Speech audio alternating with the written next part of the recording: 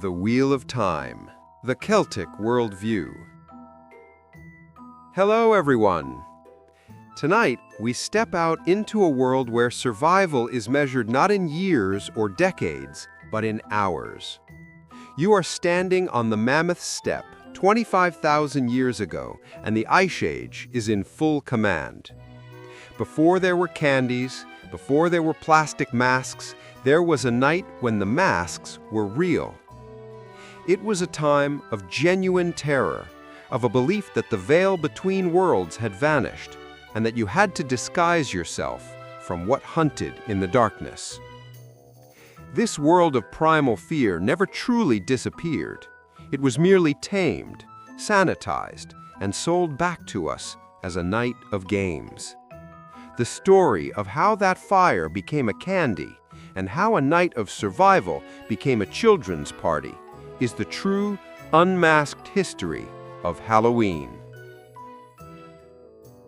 That great bonfire was a tool, a weapon used in the war against the darkness. But to understand the weapon, one must first understand the battlefield. The ancient Celtic world was governed by a perception of time radically different from our own. For them, time was a great wheel, a vast and repeating cycle of seasons and festivals that turned perpetually, and human existence was intrinsically tied to its rhythm. This cosmic wheel was divided into two core halves. There was the light half, representing summer, growth, and life, which began with the great fire festival of Beltane in the spring. And there was the dark half, representing winter, decay, and the proximity of the supernatural world. This dark half was inaugurated by the second Great Fire Festival, the one that concerns us most, the Festival of Sow-in. For the agrarian and pastoral peoples of Iron Age Ireland and Britain, this cycle was the central reality of their existence. Their survival depended entirely on their ability to move in harmony with the turning of the wheel. The seasons dictated when to plant, when to harvest, when to drive the cattle from the high pastures back to the secure settlements. Their lives were an annual story of birth, abundance, decay, and rebirth, mirrored in the world around them. This worldview contrasts sharply with the modern, linear model of time. Our lives are governed by a sense of constant forward motion, an arrow shot from the past into an ever-receding future. The Celtic worldview was one of eternal return. The past never truly went away. The future had always happened before. This created a deeply felt psychological reality where the patterns of myth and the actions of ancestors were immediate and ever-present forces. Within this eternal cycle, the most important moments were the transition points. The joints of the year, where the great wheel transitioned from one state to another, were understood as times of significant cosmic instability. These were moments when the normal laws of reality became thin and porous, and the transition into the dark half at Sow-in was the most definitive and most dangerous transition of all. The very name of this most perilous transition eloquently reveals its pragmatic and deeply realistic nature. It translates from Old Irish as summer's end, a stark pastoral acknowledgement of a terrifying truth. It was the great hinge on which the entire year turned, the last shuddering turn of the wheel that locked the world into the dark half. The name contains no gods or demons, only a simple, final fact. Summer was over, and the darkness was coming. For the Celtic peoples, this was a moment of immense practical importance. With the harvest gathered and the growing season over, communities drove their cattle down from the high summer pastures. These herds were the community's lifeblood, their primary source of wealth and sustenance. But the stored fodder was finite, and not all animals could be fed through the lean, cold months. Therefore, Samhain was the time of selection, when the weaker animals were slaughtered and their meat cured for the coming winter. This necessary act infused the season with a palpable reality of death. The end of summer was mirrored by the end of life for a portion of the herd. This agricultural carnage, combined with the increasing darkness and penetrating cold, created a pervasive psychological atmosphere. It was a time when the boundary between life and death felt thin, because the evidence of it was everywhere, in the cleared fields, in the preserved meat, and in the very air. This period was understood as liminal, a concept integral to the Celtic worldview. Sow-in was a time that existed outside of time. It belonged neither to the summer that had just ended, nor to the winter that was about to begin. It was a crack in the temporal fabric of the cosmos, a space between the spokes of the great wheel. And in such a space, the normal laws of the universe were suspended. The most notable consequence of this temporal collapse was the effect that it had on the barrier between the physical world and the supernatural world. The Celts believed in the existence of the other world, a parallel dimension that was home to their gods, ancestors, and a host of non-human beings. This realm was normally invisible and inaccessible to mortals, but during the liminal period of Samhain, the walls between these two realities became thin and permeable. The other world and the human world mingled with one another. This was the central belief of the festival. It was the source of its supernatural danger, since strange forces could now walk the earth, but it was also the source of its unique power, offering a fleeting opportunity for mortals to peer beyond the veil. It was this belief, above all, that dictated the urgent, desperate rituals that would define the night of Samhain. The problem of Roman sources, Druids, and propaganda. The figures who mediated between the human world and the dangerous realm of the other world were the Celtic priests, the Druids. Our modern image of these figures, cloaked in white robes and performing mystical rites, comes almost exclusively from one single, highly compromised source, the Romans. And to the Romans, the Celts were a people to be conquered, and the Druids a dangerous political power to be broken. The most famous and influential accounts of Druidic practice come from Julius Caesar in his personal memoir, Commentarii de Bello Gallico, Commentaries on the Gallic War. It is Caesar who gives us the most sensational details, most notably the graphic descriptions of large-scale human sacrifice. He describes criminals and prisoners of war being burned alive in colossal effigies woven out of wicker, the infamous Wicker Man. To understand these accounts, one must first understand their purpose. Caesar's writings functioned as tools of political propaganda designed to justify his brutal and costly military campaigns to the Senate back in Rome. By depicting the spiritual leaders of the Gauls as barbaric, bloodthirsty savages who presided over horrifying rituals, he presented his war of conquest as a necessary act of civilization. His work is a political document, not an impartial anthropological report.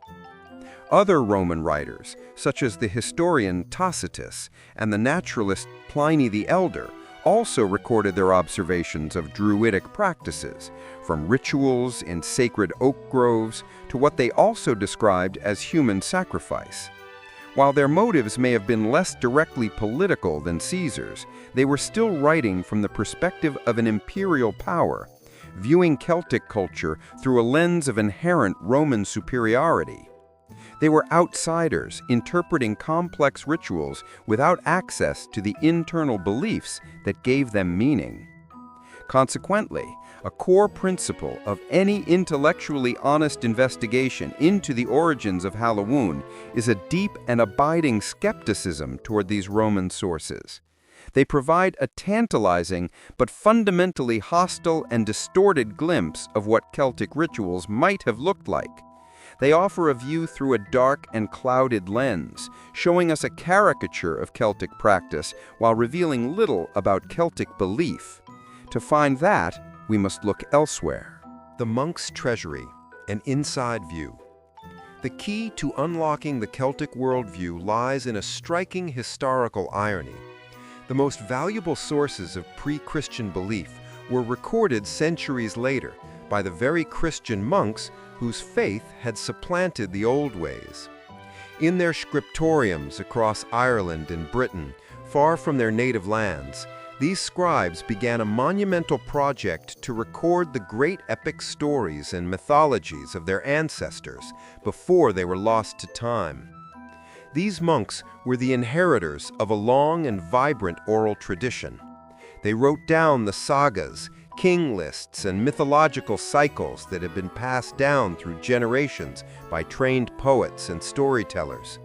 Compilations like the Lebor Gabala Éireann, or the Book of the Taking of Ireland, sought to create a comprehensive history of the Irish people, tracing their roots back to the beginning of time, weaving myth and memory into a great national epic.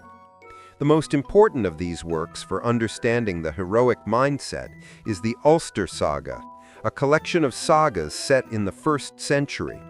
Its stories revolve around the great hero Cuchulainn, a demigod of superhuman strength and terrifying rage. These tales are our single most important window into the worldview of the people who celebrated Samhain. They are saturated with belief in the supernatural, the power of prophecy, and the constant violent intersection of the human world and the other world. To make these pagan tales acceptable in a Christian context, the monks employed a clever intellectual device known as humorization. This was the process of demoting the old gods from deities into formidable mortal kings, queens, and magicians from a distant, legendary past. The great pantheon of the Celts, the Tuatha De Danann, were reimagined as a magical race of heroes who, having been defeated in a great battle, retreated into the hollow hills and burial mounds, becoming the supernatural beings known as the AOC, or the people of the mounds. These medieval texts are, of course, mythology, not history. They are filled with magic, monsters, and impossible deeds. And they are all filtered through the worldview of the Christian scribes who recorded them. But their value is significant. They preserve the authentic psychological and spiritual landscape of the pre-Christian Celts. They show us the logic of their world, the nature of their gods, and the specifics of what they feared in the dark. These two sets of sources, the Roman and the Irish, provide the complete foundation for our investigation.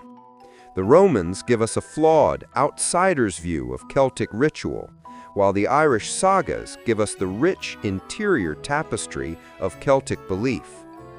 With the historical framework established, we can now turn to the night of Samhain itself, to unmask the rites and fears that gave birth to the world's most misunderstood holiday. The rites of Samhain began with a symbolic act of surrender. As dusk fell on the last day of the year, every fire in every home within the community was deliberately extinguished. The hearth, the center of domestic life, warmth, and security, was allowed to go cold and dark. This act plunged the entire settlement into a deep and unsettling darkness, a voluntary submission to the approaching energies of the dark half of the year. This communal darkness was a necessary prelude to the first and most central ritual of the night. At a sacred location, the Druids would erect immense bonfires. They were constructed with great care, often utilizing the wood of specific sacred trees such as the oak. The building of these great pyres was itself a solemn rite, creating a focal point around which all the anxieties and hopes of the community for the coming year would revolve. The fires of rebirth, the rites of purification. Once the night was complete, the new fire was lit not from the embers of a domestic flame, but through the sacred act of friction, the need fire. The Druids would rapidly rotate a wooden spindle in a dry socket on an oak board, a laborious process that would eventually produce a single, pure spark. This spark, born of the sacred tree and priestly effort, was used to ignite the great bonfires, which would burst forth in a column of flame, roaring into the all-consuming darkness. These sacred fires served several interconnected functions. Their first purpose was purification. The community, along with their livestock, would be made to pass between the two great bonfires. They believed this act would cleanse them of illness and protect them from malevolent influences in the coming year, burning away the spiritual dross of the old year before entering the new. A second function was a form of sympathetic magic. In a world where the sun was visibly weakening each day, the great bonfires were a defiant human response. They were a blazing beacon of heat and light, a gesture designed to encourage the sun, to give it strength, and to persuade it not to disappear entirely into the darkness of winter. It was a ritual of cosmic support, a human attempt to help the great wheel of the universe keep turning. Finally, when the major rites of the night were complete, the bonfires served a vital communal purpose. Every family in the settlement was given a burning torch or a glowing ember lit from the sacred fire. They carried this new purified flame back to their homes and used it to reignite their cold hearths. This act symbolized the renewal of the community and the transfer of its collective strength and spiritual protection into every individual home to last them through the long, dark winter. The relit hearth provided a shield of sacred protection against the chaos outside, but it could not ward off the anxieties that lurked within. With the community secured, people's attention turned inward, to their own personal fates. The belief that the veil to the other world was thin at Sow-in created a unique opportunity. It was believed to be a night when the future was uniquely visible, a time when mortals could gain a glimpse into the great unknowable darkness of the coming year. This practice of divination served a key psychological purpose. For a people whose lives were regulated by the unpredictable forces of nature, the future was a source of constant stress. Divination offered a measure of control, a way to impose a narrative onto the chaos. Answers were sought for the most elemental questions of life. Who would marry? Who would bear children? Who would prosper? And, most urgently, who would survive the coming winter? Many of these divination rituals were linked to the harvest, using the fruits of the old year to predict the fortune of the new. These practices are famously documented in the 1785 poem Halloween by the great Scottish poet Robert Burns, which gives valuable historical testimony to these vivid folk traditions. Apples were a especially resonant tool. A young woman might attempt to peel an apple in one continuous strip. If she succeeded, she would throw the peel over her shoulder, and the shape it took was believed to be the first letter of her future husband's name. Nuts were also frequently used. A couple might place 2 nuts near the fire, naming one after each of them. If the nuts roasted quietly side by side, it signified a long and happy union. If they hissed, cracked, and flew apart, it portended a troubled and contentious future. These were simple, domestic rituals, but they carried significant emotional weight, providing a basis for hope and a way to prepare mentally for hardship. While many forms of divination were personal and domestic, the most solemn and important prophecies were reserved for the trained spiritual experts. The Druids employed more formal methods of prophecy. They interpreted the shapes and motions of the flame in the sacred bonfires, a practice known as pyromancy.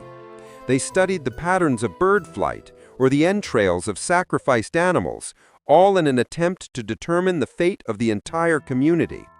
These were not idle games. They were a serious and indispensable part of the festival's function. In a world without science or certainty, divination provided guidance and a sense of agency. The knowledge gained, whether hopeful or grim, allowed the community to face the harsh reality of summer's end with a sense of psychological preparedness. It was a way to arm oneself with knowledge, however mystical, for the long, hard struggle against the encroaching darkness. Not the dead, but the sea, the true horror of Sow-in. But what exactly lurked in that encroaching darkness? This brings our investigation to a crucial point, where we must first address the most popular and enduring modern idea about the festival, the belief that Samhain was primarily a festival of the dead. This concept, though widely accepted, is largely the product of one specific and highly influential Victorian-era scholar. The idea was forcefully advanced by the Scottish anthropologist Sir James Frazer in his monumental work, The Golden Bough. First published in 1890, the book was a sweeping attempt to create a unified theory for all human mythology and religion. Frazer positioned Samhain as a key example of a primitive cult of the dead, arguing that it was a gloomy night when the souls of those who had died during the year returned to their homes, and the living laid out food to appease their wandering spirits. This interpretation became incredibly popular and has shaped our understanding of Halloween for over a century. It is a romantic and resonant image.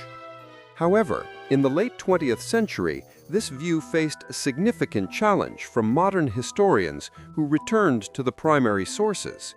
The most prominent of these voices is that of historian Ronald Hutton, whose study The Stations of the Sun, 1996, conducted a forensic re-evaluation of the evidence. Hutton's analysis is unequivocal. He argues that the medieval Irish sagas, our most reliable window into the pre-Christian worldview, do not provide conclusive evidence that Samhain was primarily a festival dedicated to the human dead.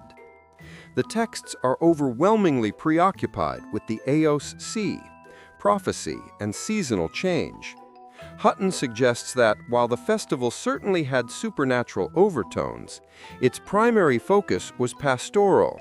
It was about the end of the harvest, the culling of the herds, and the survival of the community through the winter.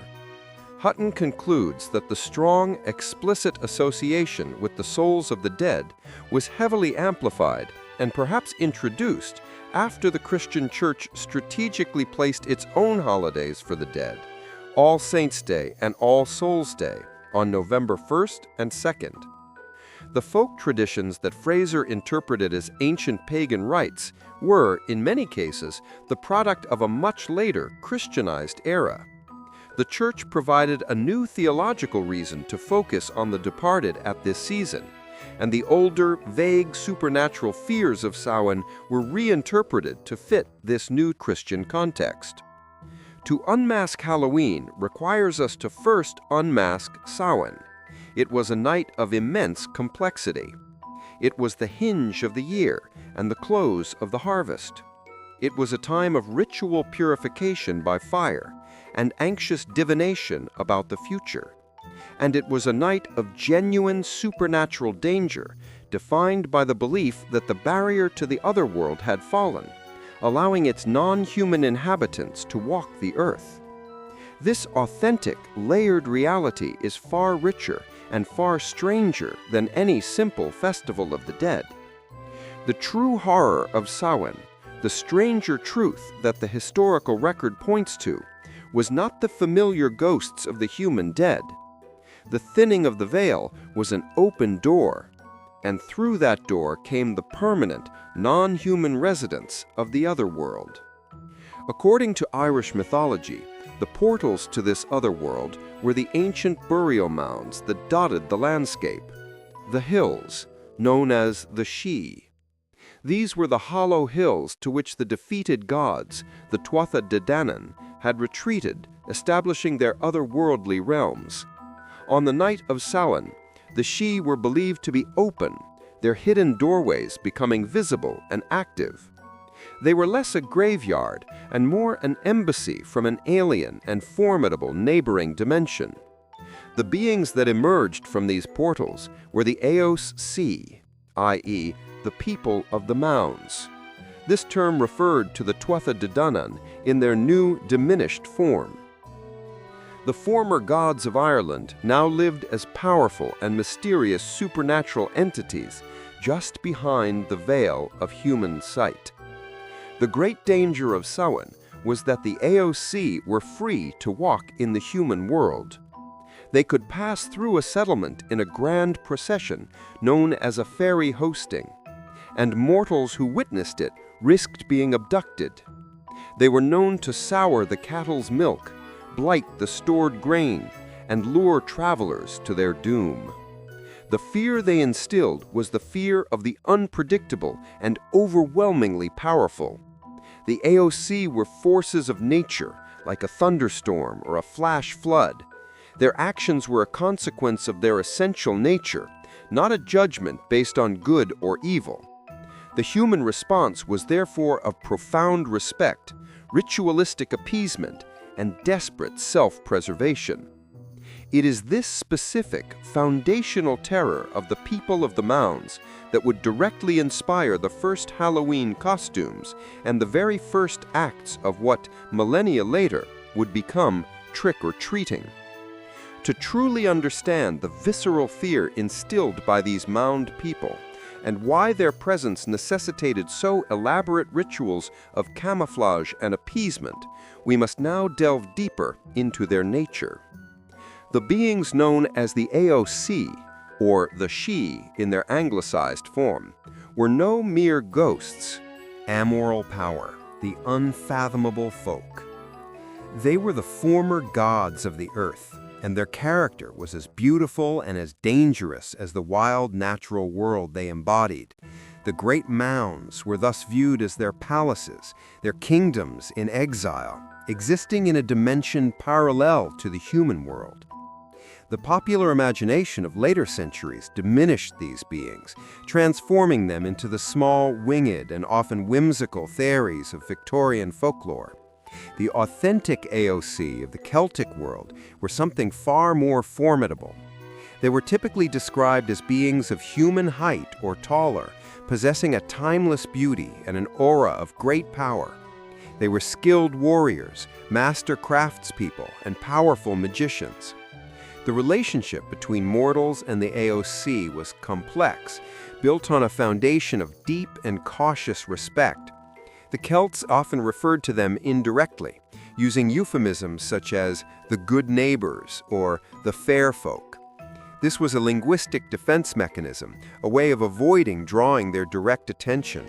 To speak their name was to invite their presence, and their presence was always a dangerous undertaking.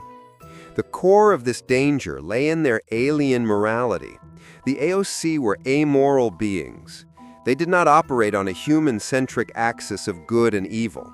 They were governed by their own ancient and unfathomable codes of conduct, which often revolved around principles of reciprocity, respect for their sacred places, and a fierce resentment of insult. A mortal could be rewarded with incredible fortune for a simple act of kindness, or utterly destroyed for a slight they did not even know they had committed. They were, in essence, the human-like personification of the natural world, beautiful, life-giving, and capable of sudden, inexplicable, and destructive violence. The siege of the other world, abduction, and camouflage. Their favor was a blessing, but their wrath was a catastrophe. And on Samhain, the one night of the year when the doors to their realm were thrown open, navigating this perilous relationship became the most pressing concern for any mortal community. The challenge of navigating Samhain was a matter of life and death, because the open She portals allowed for a terrifying exchange between the two worlds. The most visceral fear associated with the AOC was the fear of abduction. Stories abounded of mortals, particularly young men and women of great beauty or skill, being lured or taken away into the other world, never to be seen again. To be taken by the fair folk was a dreadful fate. The other world was outside of time, where a single night could last 100 years in the mortal realm. A person who ate the food of the AOC would be trapped there forever. Stories of those who did manage to escape often spoke of returning to a world where everyone they knew was long dead and their homes turned to dust. The fear of abduction was the fear of being erased from one's own life. The danger extended beyond the kidnapping of people. The Aussie were also known to steal the substance or essence of mortal food and drink. They could spoil the newly harvested grain in its storage pits, ensuring a winter of starvation. They could sour a prize cow's milk or steal a newborn calf. These were acts of supernatural theft that struck at the very heart of the community's capacity for survival. Samhain was therefore a night when any travel was fraught with danger.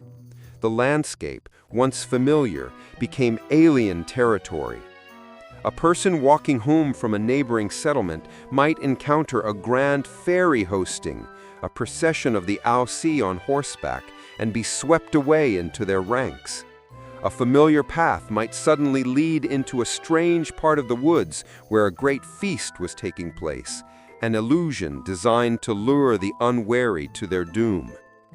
The core psychological state of Samhain was, consequently, one of siege. The community was under siege by an invisible, supernatural force that could strike anywhere, at anyone, at any time. The rituals of the night were defensive measures, spiritual and functional tools refined over generations to survive this annual invasion. It is this intense, palpable sense of danger that gave birth to the two most enduring traditions that survive to this day: the first Halloween costumes and the first offerings to the spirits. The first human response to the siege of Samhain was a strategy of deception. Faced with a night where formidable non-human beings roamed the landscape, the most logical defense was to avoid being identified as a vulnerable mortal. This led to the practice of guising, the clear and unambiguous ancestor of the modern Halloween costume. People fashioned costumes and masks from animal hides, skins, and even the skulls of the slaughtered cattle. These were not the playful costumes of the modern era. They were designed to be terrifying, to obscure the human form, and to break the human silhouette. This practice, documented in the folklore of Ireland and Scotland, served a dual pragmatic purpose. The first purpose was camouflage. By wearing a grotesque mask and animal skin, a person traveling outside on Samhain might be misidentified as a non-human entity, a wandering member of the Aussie. It was a form of supernatural camouflage, a way of hiding in plain sight by appearing to be something else, something that was not a tempting mortal target for abduction. The second purpose was a form of sympathetic magic. To dress as a spirit was to adopt a portion of its power. The geyser could impersonate one of the malevolent entities, effectively joining their procession to escape harm from it. This was a strategy of proactive defense. If you can't hide from the monsters, become one of them. This practice reveals a worldview where deception and imitation were potent spiritual weapons. The second great survival strategy was appeasement. While guising offered a way to hide from the Aussie, a more direct approach was required to protect the home itself. This led to the practice of leaving out offerings, a ritual that functioned as a form of supernatural tribute, a tax paid to the forces that held the world in their power. On this one night, households would set out portions of their best food and drink, bowls of milk, chunks of butter, or grain from the recent harvest. These were placed on the doorstep or at the boundaries of the settlement. The logic was functional. By offering a share of their wealth willingly, they hoped to persuade the wandering spirits to pass their home by peacefully, leaving the family and the rest of their winter stores untouched. This was a transaction rooted in the core principles of reciprocity that governed the relationship with the Aussie. The offering was an explicit signal to these beings that the household respected their power. It was a bribe, offered in good faith, with the hope that it would be accepted and the household would be spared supernatural harm. These two practices, guising and offering, represent the foundational DNA of the modern Halloween exchange. The core elements are now in place: masked figures representing the chaotic spirits of the night, approaching a household which provides a food offering to ensure peace. These ancient transactional rituals, born of genuine and visceral fear, would lie dormant for centuries, their structure preserved in folk memory, waiting to be reassembled in a new world for a new, entirely purpose. The merging of beliefs, syncretism, and the Roman echo. This world of primal fear and folk ritual would define life in the Celtic lands for centuries. But across the continent, a new force was rising, an empire of faith with a radically different vision of the supernatural and a brilliant strategy for expansion. The arrival of Christianity in places like Ireland and Britain presented the church with its greatest challenge. How do you convert a population whose spiritual world was already so richly and so fiercely inhabited? The strategy that proved most effective was a process known as syncretism. It was a pragmatic and surprisingly patient policy of cultural absorption. The church leadership understood that deeply ingrained folk traditions, tied to the seasons and the land itself, could not simply be eradicated by force. A faith held for 1,000 years would not die by decree. So instead of destroying, the church chose to appropriate. The core of the strategy was to deliberately overlay Christian meanings and celebrations onto existing pagan ones. This process eased the transition for new converts, allowing them to continue their ancient customs, but now reframed within a new Christian framework. This policy was explicitly articulated by figures like Pope Gregory the Great, who, in a famous letter in 601 AD, advised his missionaries in Britain to purify pagan temples with holy water and convert them into churches rather than tearing them down. He argued that a people familiar with a sacred site would be more willing to worship there, even if the object of their worship had changed.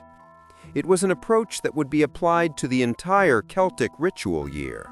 The church essentially draped its vestments over the skeleton of the old pagan calendar. It provided new saints for old gods, new theological rationales for ancient fears, and new feasts for ancient festivals. This was the beginning of the Great Merger, the moment when a crucial new stream of influence began to flow into the river of tradition that would eventually become Halloween. Before the main Christian effort began in earnest, another culture had already spent centuries interacting with the Celtic world. The Roman Empire, during its long occupation of Britain, brought its own rich calendar of festivals. While direct influence on Sow-in is difficult to prove, certain Roman traditions show fascinating thematic parallels that may have subtly contributed to the woven river of influences. The most compelling of these parallels revolves around Pomona, the Roman goddess of fruit, trees, and the harvest. Her sacred symbol was the apple, and her festival, celebrated in autumn, was a time of thanksgiving for the earth's bounty. Centuries later, the apple would become a central tool in the folk games of divination in Britain and Ireland, leading some historians to suggest that the Roman presence may have reinforced or mingled with local customs. This possible connection, while not conclusive, is a fine example of the complexities of the woven river. It shows how two different cultures can have similar, resonant traditions that can brush up against each other, creating a richer folkloric stream. This potential Roman echo represents the first non-Celtic tributary to join the great river of tradition that was slowly forming.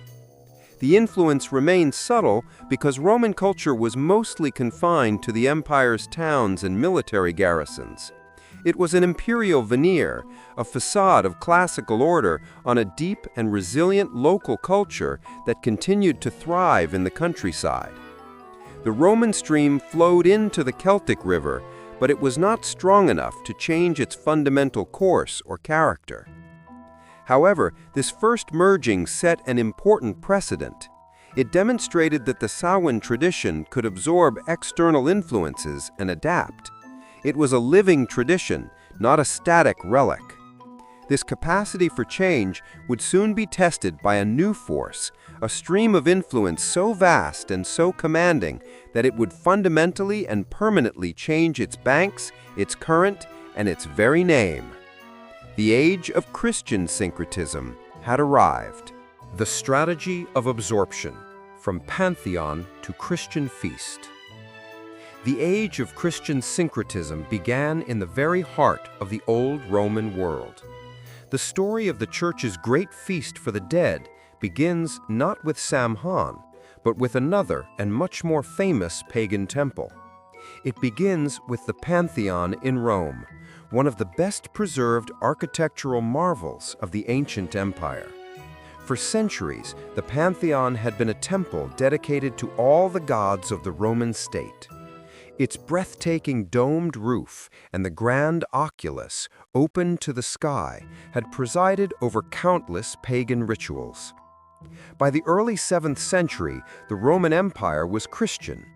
The old gods were gone, and their temples stood empty, repurposed, or decaying. In 609 AD, Pope Boniface IV received permission from the Byzantine Emperor Phocas to take control of the ancient building. In a supremely symbolic act, the Pope formally reconsecrated the Pantheon, dedicating it as a Christian church in honor of the Virgin Mary and all Christian martyrs. This was a commanding statement. The temple, once dedicated to all pagan gods, was now a church dedicated to all Christian saints. To commemorate this momentous occasion, the Pope established a new annual feast day to commemorate the dedication and to honor all the saints who had now found a home in the formerly pagan temple. He set the date of this celebration as May 13th. For over a century, this was the established date for the Feast of All Saints in Rome. The Christian appropriation, All Saints' Day. This initial placement in the spring is a vital detail. It shows that the Church's first impulse for a collective feast of the saints had no connection to the autumnal anxieties or the supernatural timing of the Celtic Samhain. It was a celebration of Christian triumph tied to the purification of a specific and symbolic building at the heart of the Christian world. The collision course with the old Celtic festival would be set by a later pope for reasons deeply rooted in the strategy of syncretism. That collision course was set over a century later by another pontiff, Pope Gregory III. During his papacy in the mid-8th century, he consecrated a new chapel in St. Peter's Basilica in Rome. He dedicated this new chapel, like the Pantheon, to all the saints and martyrs of the Christian faith. The Pope then decreed that the anniversary of this dedication would be celebrated annually, and he set its date as November 1st, anchoring this new autumnal date for the feast in the city of Rome. For nearly a century, this November 1st date was largely a local Roman observance. While the greater part of the Christian world continued to celebrate the feast in May, the true masterstroke of the syncretic strategy would come later. In 835 AD, Pope Gregory IV, at the urging of the powerful Frankish Emperor Louis the Pious, extended the November 1st celebration to the entire Frankish Empire. This act officially moved the Feast of All Saints to November 1st for the vast majority of Western Christendom. This decision was a brilliant piece of statecraft and religious politics. By the 9th century, missionaries were still struggling to eradicate the persistent pre-Christian festivals that occurred around the beginning of November. These were the Nights of Samhain and its Germanic equivalents, nights deeply tied to the harvest and to supernatural powers. Pope Gregory IV's universal decree placed a major Christian feast backed by the full authority of the empire directly onto this potent date. He did not seek to abolish the ancient festival. Instead, he offered a commanding Christian alternative, a holy day that absorbed the existing themes of the season and reframed them in a Christian context. The local population could continue to gather and celebrate, but now the spirits they were commanded to honor were the saints and martyrs of the Church. This century-long two-step process was an act of masterful theological redirection that would forever link the Christian calendar to the ancient rhythm of the Celtic wheel. The theological puzzle, Purgatory and All Souls' Day. The establishment of All Saints' Day on November 1st successfully absorbed the season's focus on the spirit world, but it only addressed one class of spirits, the perfected souls of the saints in heaven. This left a central question unanswered for the average medieval Christian. What was the fate of their own deceased family members?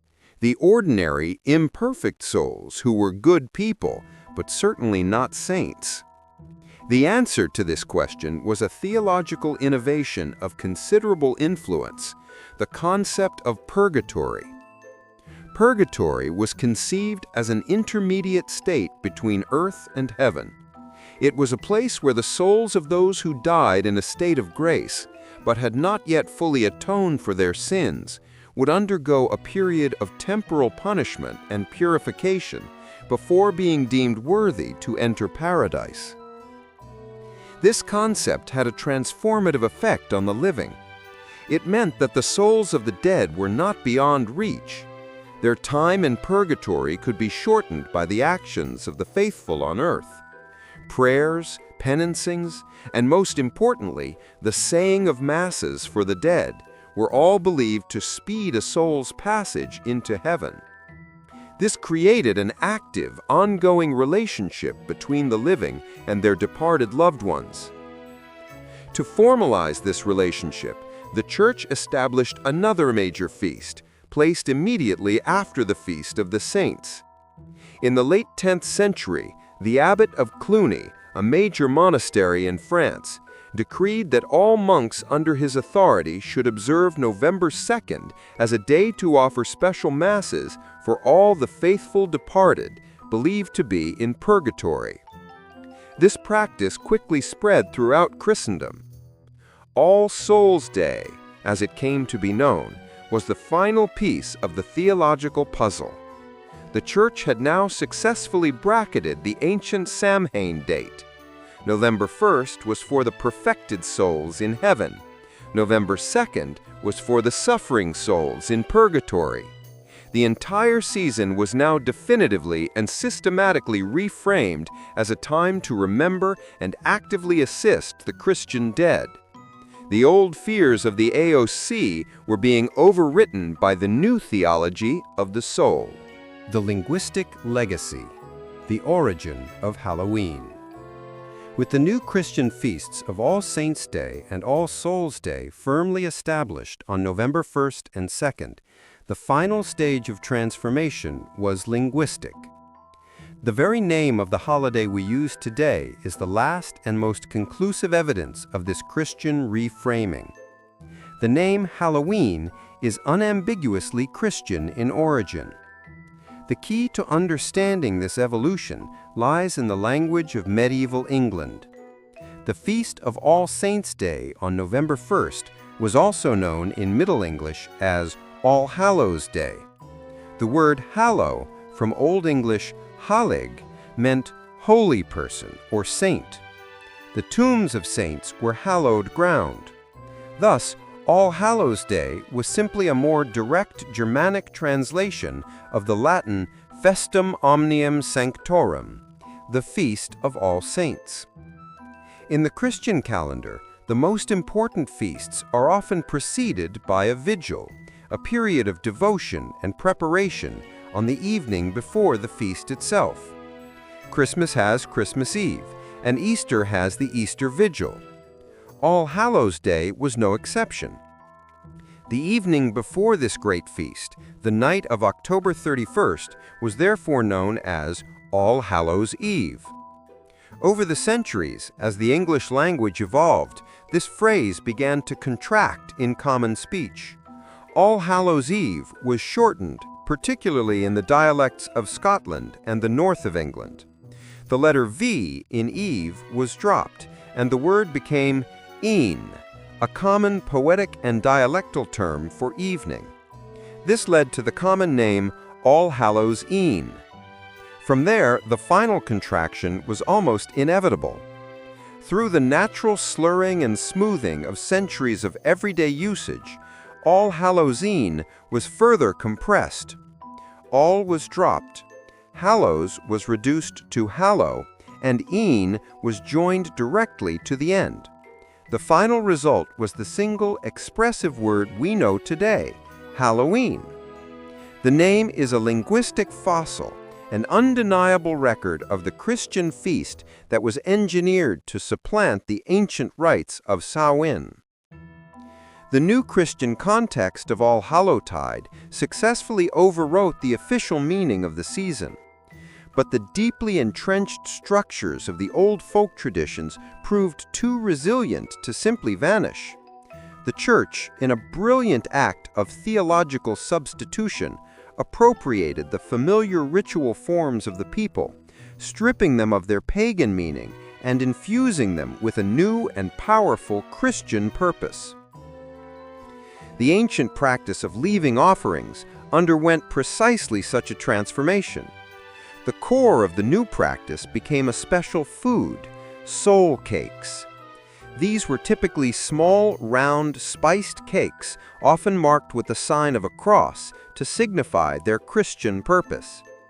During the days of All Hallowtide, these cakes were baked in large quantities by households with the means, specifically to be distributed as a pious act of charity.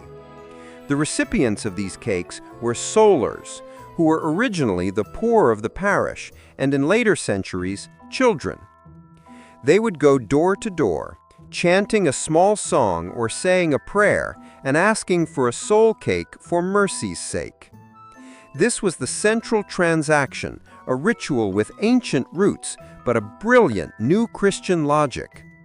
The theological engine behind the practice was the doctrine of purgatory. The solars were not begging for alms for themselves. They were performing a spiritual service. In exchange for receiving a soul cake, they promised to pray for the souls of the household's dead relatives in the afterlife. Every cake eaten was accompanied by a promise to say a prayer for a specific soul or for all the Christian souls believed to be suffering in purgatory. This created a striking spiritual economy. The wealthy and middle classes, by distributing the cakes, were performing an act of charity that was believed to please God. The poor, by receiving the cakes, gained much-needed sustenance, and both parties believed they were actively helping to shorten the torment of their loved ones in the afterlife. This custom is even mentioned by William Shakespeare in his play The Two Gentlemen of Verona, showing its deep integration into the cultural fabric of the time. The Church had masterfully taken the hollow shell of an ancient, fear-based transaction and filled it with a new and powerful doctrine of Christian piety and hope for the dead. The structure of the offering remained, but its soul was entirely new. The dance of death and the modern exchange. The offering was not the only folk structure to be infused with new meaning. The ancient tradition of guising, the wearing of costumes and masks on the night of Samhain, also persisted, taking on a commanding new Christian justification that spoke directly to one of the greatest traumas of the medieval world. This new purpose was forged in the crucible of the Black Death. The Great Plague of the mid-14th century was an unprecedented disaster, a wave of sudden, inexplicable, and universal death that shattered social hierarchies and religious certainties.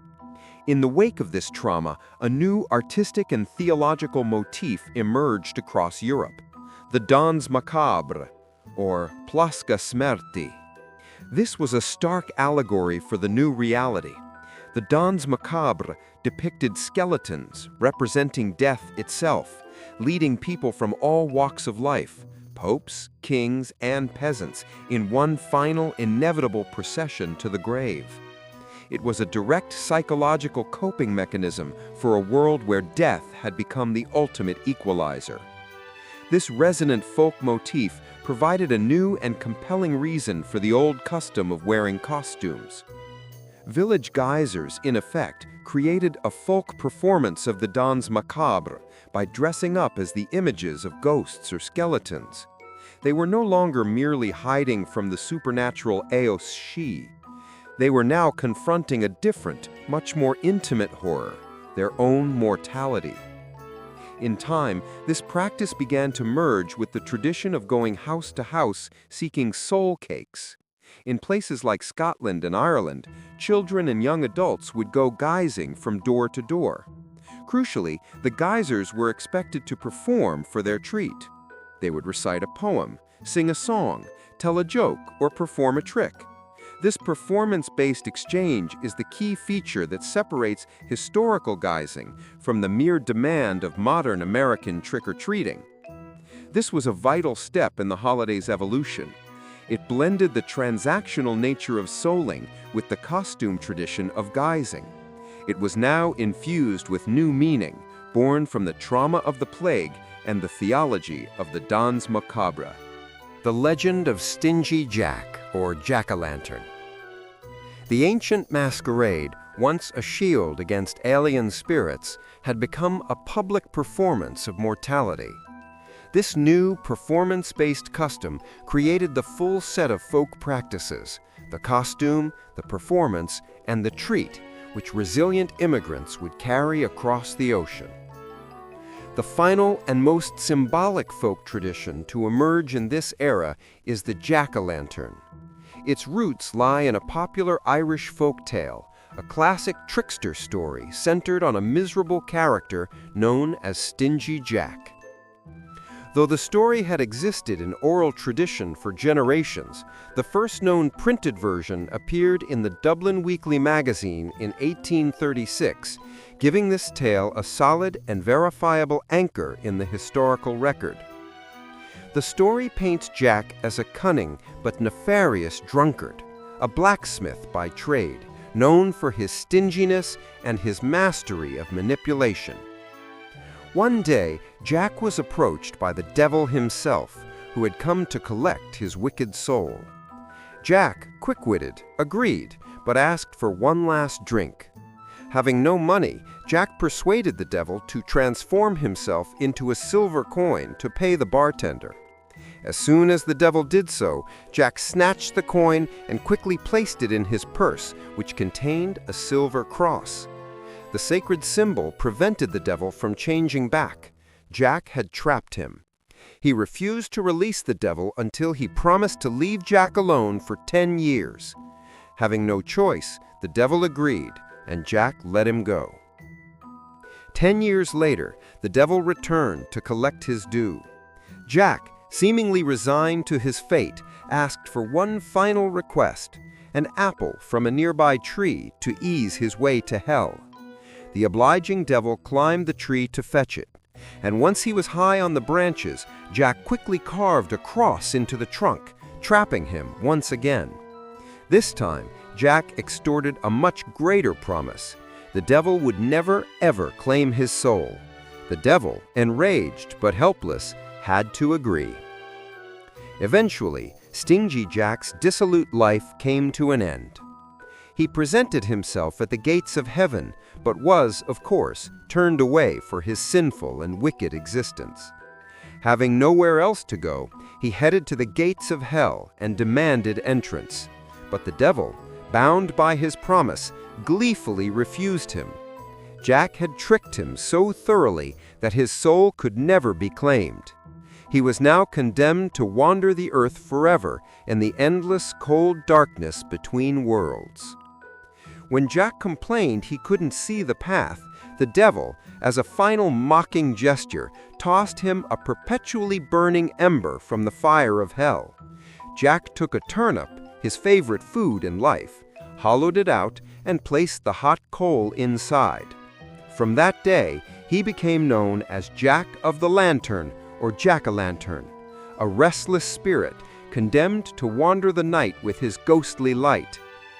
This captivating folktale gave rise to a new tradition in Ireland and Scotland.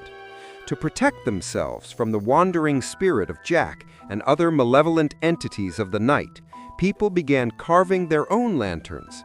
They would take a large turnip, potato, or rutabaga, hollow it out, and carve a grotesque or menacing face onto the surface. They would then place a hot coal or a candle inside and set these grim lanterns in their windows or carry them as they walked. This was a form of protective folk magic, an apotropaic charm. The eerie face was intended to ward off the restless soul of Jack and any other evil spirit that might be roaming on Halloween night. This final bright ember of the old customs completes the picture of the pre-modern holiday. It was a rich and complex tapestry woven from the threads of ancient Celtic fears, Christian theological reinterpretations, and vivid folk invention. The soul cake, the geyser's mask, and the turnip lantern were the essential tools for navigating the most dangerous night of the year. It was this complete, fully formed tradition that was about to be carried across an ocean where it would be planted in new soil and transformed into something the world had never seen. Crisis and migration, the two fears. This entire era of syncretism marks the second great stage in the evolution of fear. This was the medieval fear, the fear of divine judgment and the afterlife. With the introduction of Christian theology, the focus of the terror shifted from alien spirits to the ultimate fate of the human soul. The core threat was now damnation or prolonged punishment in purgatory, and the human response was piety and intercession, the use of prayers, soul cakes, and protective Christian folklore like the tale of Stingy Jack to navigate a world defined by the new spiritual stakes of sin and salvation. This world, defined by a unique mix of Christian theology and resilient folk tradition, was about to be ruptured by a cataclysm of the purely physical world. The intricate tapestry of customs that had evolved in Ireland over 1,000 years was violently uprooted not by a crisis of faith, but by a crisis of the earth itself. The failure of the potato crop, the single crop on which the survival of an entire nation depended. In 1845, disaster struck. The water mold Phytophthora infestans swept across the country with terrifying speed, turning healthy fields into black, decaying slurry.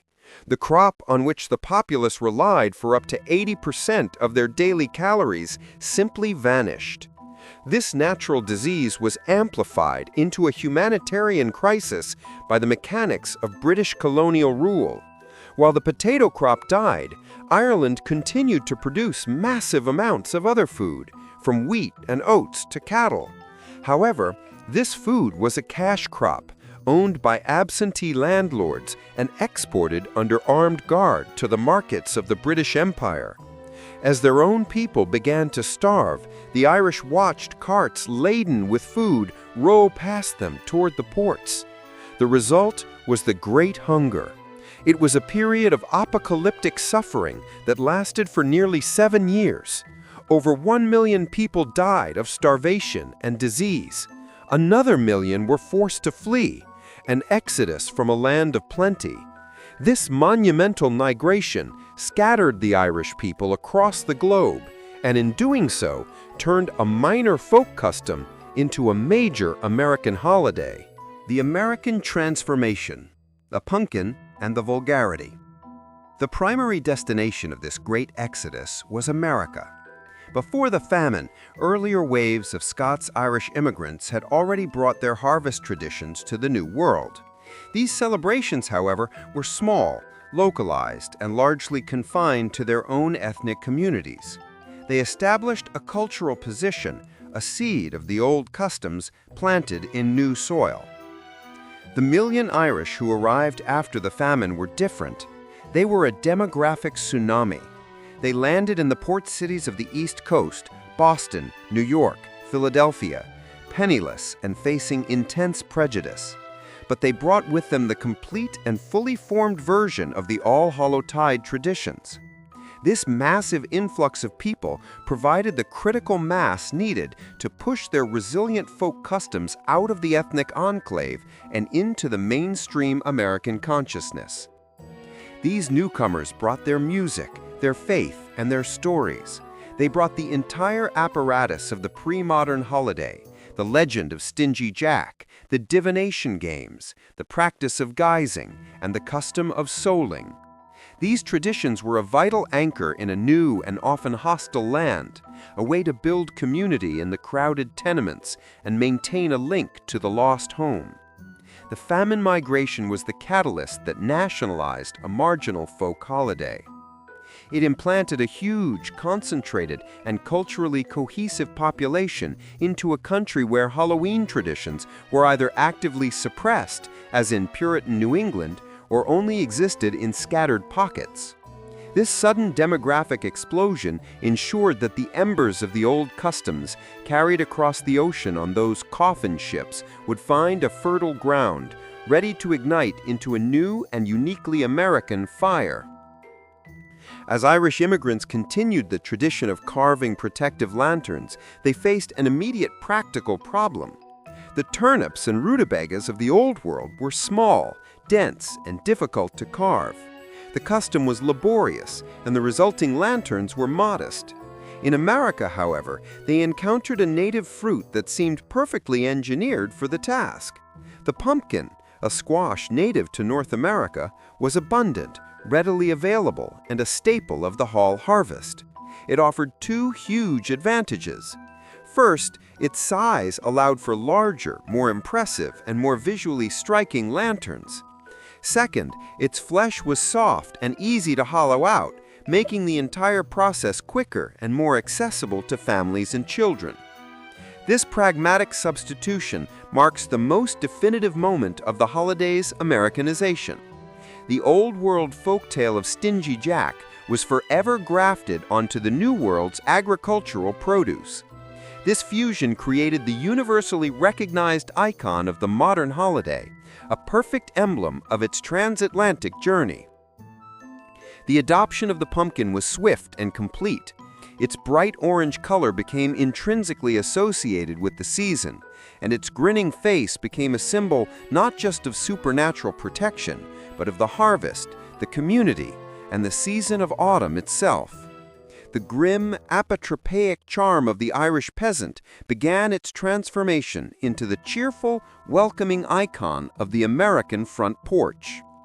This successful act of cultural blending would define the holiday's entire subsequent journey in America. Halloween had survived its ocean crossing and successfully put down new, vibrant roots. Here, with its most ancient supernatural meanings beginning to fade, it would begin a rapid evolution, transforming from an immigrant folk tradition into a loud, chaotic, and uniquely American public spectacle. The evolution of the threat, from she to vandalism. As Irish immigrants and their traditions became more integrated into American life, the ancient supernatural beliefs that once underpinned Halloween began to fade. In the bright, rational, and rapidly industrializing world of late 19th and early 20th century America, the deep-seated fear of the Ao-she seemed a relic of a distant, superstitious past. But the holiday's energy, its association with a single night of chaos and inversion, persisted. The focus of that chaos simply shifted. The core threat on Halloween night was no longer a spirit from the other world, but the teenager from down the street. The holiday evolved into a secular night of mischief, a time when social norms were temporarily suspended and youth, particularly young men, were given unspoken permission for widespread pranks and low-level vandalism. This was Halloween as a night of inversion, a concept with deep roots in European festivals like Carnival. It was a temporary, sanctioned pressure release valve for a highly structured society. For one night, The forces of order were challenged by the forces of mischief. The younger generation was allowed to symbolically run wild, playing tricks on the adult world of property and propriety. The pranks ranged from the relatively harmless to the genuinely destructive. Soaping windows, stringing ropes across sidewalks to trip pedestrians, and tipping over outhouses were common. More elaborate pranks included taking apart a farmer's wagon and reassembling it on the roof of his barn, or switching the signs of the village baker and blacksmith. It was a night when the world was deliberately turned upside down.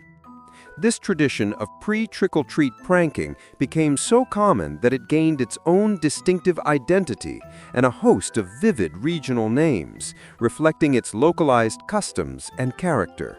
The Age of Mischief, or Mischief Night. The night before Halloween became known by many different names, each part of a unique American folklore. In many rural communities, it was called Gate Night or Gate Night. This name came from perhaps the most widespread rural prank. Youth would take a farmer's gate off its hinges and either hide it or move it to a different field, often letting the livestock roam free. In other areas, especially in New England, it was called Cabbage Night or Cabbage Night, a name deriving from the popular practice of uprooting cabbage from kitchen gardens and throwing them at neighbors' houses. In certain urban areas, the pranks took on a tougher, more destructive edge.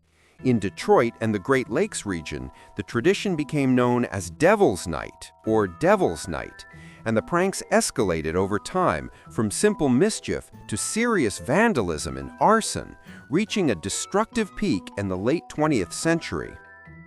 The most common name, however, particularly in areas like New Jersey and Philadelphia, was the one that would become most widely known, Mischief Night or Mischief Night. This period cemented a new identity for Halloween in the American public consciousness. It was no longer a quaint ethnic folk holiday. It had become a national phenomenon, a public nuisance, and a genuine threat to property and public order. The wild, untamed energy that the ancient Celts once projected onto the spirit world was entirely taken over by the youth of America, and communities across the country would soon be forced to find a way to bring the chaos under control. The sadism panic. The shift in the focus of fear. The new fear that would reshape the holiday emerged in the late 1960s and exploded into a full-blown national crisis in the 1970s and 80s. This was the era of the sadism panic. A wave of terrifying, sensationalized media reports swept the nation, telling stories of anonymous psychopathic neighbors inserting razor blades and pins into apples, or lacing homemade treats with poison, and handing them out to unsuspecting children. The stories spread like wildfire, amplified by local television news and national magazines. They tapped into a growing sense of public anxiety during a period of rising crime rates, social upheaval, and a pervasive feeling that the world was becoming a more dangerous place. The old fear of supernatural spirits had been replaced by a fear of teenage vandals. Now that fear was being supplanted by something far more terrifying, the fear of the anonymous predatory monster living next door. The threat was no longer outside the community, it was within. This phenomenon was the subject of a definitive academic study by the sociologist Joel Best. In his work, Best conducted an exhaustive search of national and local news reports over decades, looking for a single confirmed case of a child being killed or seriously injured by a contaminated treat received from a stranger during trick-or-treating. His conclusion was stunning. He found not a single such case. The threat was almost entirely a myth, a potent and self-sustaining urban legend. The few widely publicized deaths that were initially attributed to Halloween sadism were, upon investigation, found to be tragic domestic incidents. In one infamous 1974 case, a man himself poisoned his son's candy to collect insurance, a crime he attempted to cover up by blaming an anonymous Halloween poisoner. However, the myth was far more compelling than the reality. The fear of contaminated treats became so deeply ingrained in the American psyche that it had lasting real-world consequences. Hospitals across the country began offering free X-rays of candy bags. Schools issued dire warnings to parents, and an entire generation of children was taught to view their neighbors with suspicion. The panic effectively killed the cherished, long-standing traditions of Halloween. The practice of handing out fresh apples, nuts, or home-baked popcorn balls and cookies vanished almost overnight. These items were now viewed as vectors of potential danger, impossible to visually inspect for tampering. This created a massive cultural and economic shift. Parents, desperate for a way to keep their children safe, began demanding treats that were sealed, individually wrapped, and produced by a trusted national brand. The perception of safety became paramount. A homemade cookie from a kind neighbor was now viewed as a terrifying risk, while a mass-produced chocolate bar from a faceless corporation became a symbol of security. This fear-driven shift was to create a commercial opportunity of unprecedented scale, paving the way for the holiday's complete industrialization. The major American confectionery corporations became the direct and primary beneficiaries of this nationwide panic. The fear of the anonymous poisoner created a new unbreakable requirement for Halloween treats. They had to be factory sealed. This single fear-driven requirement was a marketing opportunity of historic proportions. It created a massive, reliable, and entirely new annual market for their products. Companies like Hershey's, Mars, and Brock's began aggressively pushing their products toward the Halloween season. They pioneered the concept of the fun-size candy bar, a smaller, individually wrapped portion that was perfectly suited for handing out to dozens of trick-or-treaters. They began selling massive variety bags, explicitly marketing the convenience and, above all, the safety of their factory-sealed offerings. This was a transformative shift in the holiday's economics. For generations, the treat had been a minor household expense, something that was either grown in the garden or baked in the oven. The moral panic turned it into a mandatory annual purchase. The expectation was no longer merely a modest offering, but a generous handful of branded, commercially produced candy. The legacy of this myth is the modern Halloween candy industry, a multi-billion-dollar enterprise. It is an industry built not on the foundation of ancient tradition, but on a resonant urban legend. The fear of the razor blade in the apple, though factually baseless, was the single most important catalyst in the final stage of the holiday's domestication, the evolution of fear. This completed a momentous shift in the very nature of American fear. The first phase of the holiday's life in the New World was defined by the early American fear, a fear of social chaos.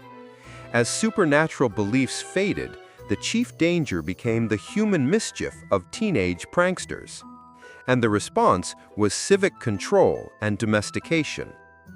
This was then supplanted by the modern fear, a fear of the anonymous human monster.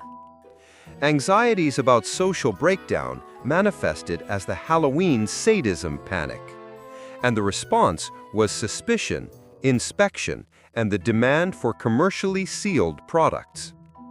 This evolution of fear itself, from the vandal to the poisoner, was the final, crucial step in the holiday's commercial transformation. It created a new, non-negotiable consumer requirement for safety, a requirement that the corporate candy manufacturers were perfectly positioned to meet. With its ancient dangers neutralized and its modern anxieties channeled into a safe, predictable purchase, the stage was set. The holiday was now a thoroughly domesticated, child-safe, and economically supersized cultural product, perfectly primed for the post-war boom and the flowering of a new cinematic folklore. The conversion of Halloween into a commercial holiday began well before the post-war boom. It started in the early decades of the 20th century. This was the same time communities were attempting to tame the chaos of Mischief Night. The earliest Halloween entrepreneurs were those who saw a new market in the rise of organized domestic parties. The undisputed pioneer was the Dennison Manufacturing Company of Massachusetts. Originally a paper goods company, Dennison began publishing promotional booklets in the 1910s and 20s called Dennison's Bogey Book. These booklets were a masterpiece of early content marketing. They were filled with ideas for Halloween parties, including games, recipes, and instructions on how to create decorations using their colorful crepe paper. Dennison soon began selling pre-made, die-cut paper decorations directly to the public. These simple, charming, and now highly collectible pieces of folk art established the holiday's official color palette: orange and black, with accents of purple and green. Their emblematic, stylized images of witches, black cats, and grinning jack-o'-lanterns became the standardized visual language of Halloween for generations. These early products were a smashing success. They provided the essential tools for the new, domesticated version of the holiday. Dennison and other similar companies built the foundational market for Halloween. By establishing it as a holiday that could be bought in a store, they created the very aesthetic and commercial expectation that a later generation would supersize into a billion-dollar industry. The post-war boom and the masks. Ben Cooper. The commercial foundation laid by companies like Dennison was bolstered by the single most powerful accelerator in American history, the economic boom following World War II. A generation of returning soldiers, armed with the GI Bill, began buying homes, raising families, and moving into the rapidly expanding suburbs. This created a new and influential consumer class, centered on the home and the well-being of their children. This demographic explosion, the baby boom, created a massive, devoted audience for the now child-centric Halloween. For the first time, millions of families had disposable income, and a core part of the new suburban ideal was spending that income on providing happy, memorable experiences for their children. The great entrepreneur of this new era was Ben Cooper, a costume designer from New York. Cooper recognized that these new suburban parents would have less time for making homemade costumes. In the 1950s, his company, Ben Cooper Inc., began licensing popular characters from television and film and turning them into affordable, mass-produced costumes perfectly suited for this new market.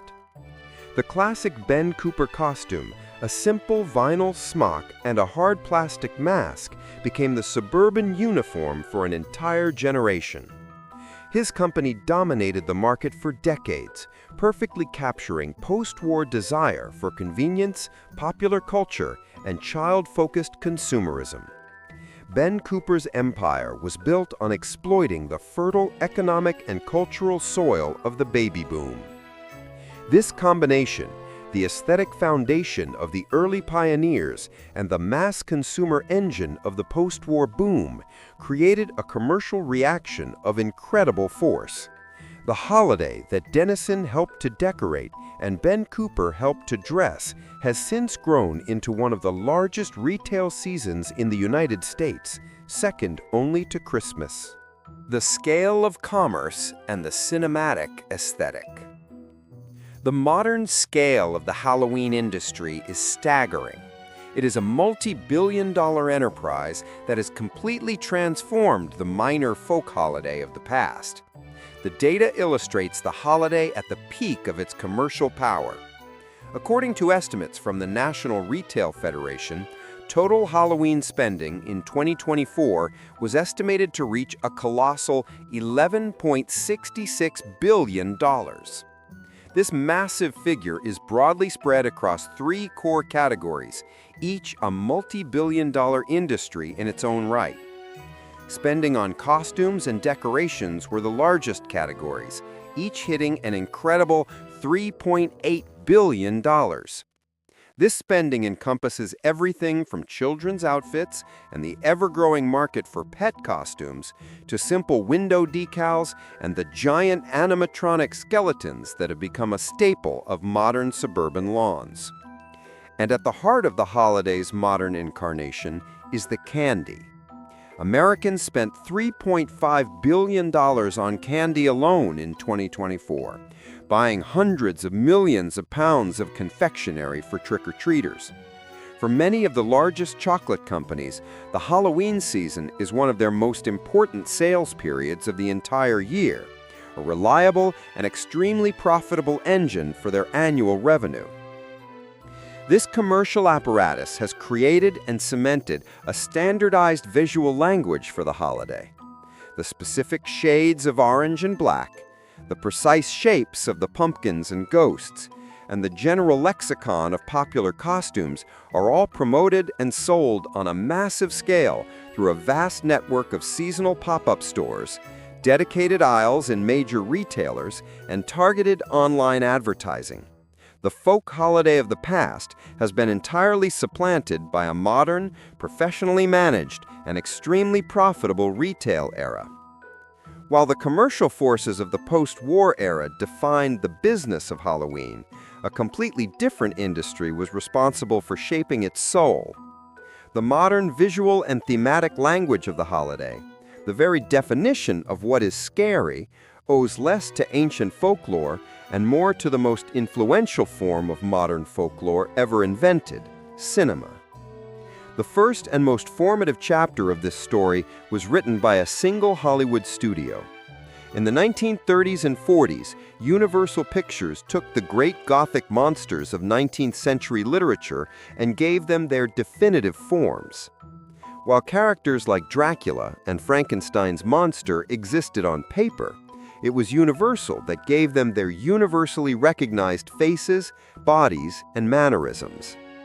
Bram Stoker's novel described Count Dracula in various ways, but it was the Hungarian actor Bela Lugosi in the 1931 film who created the icon.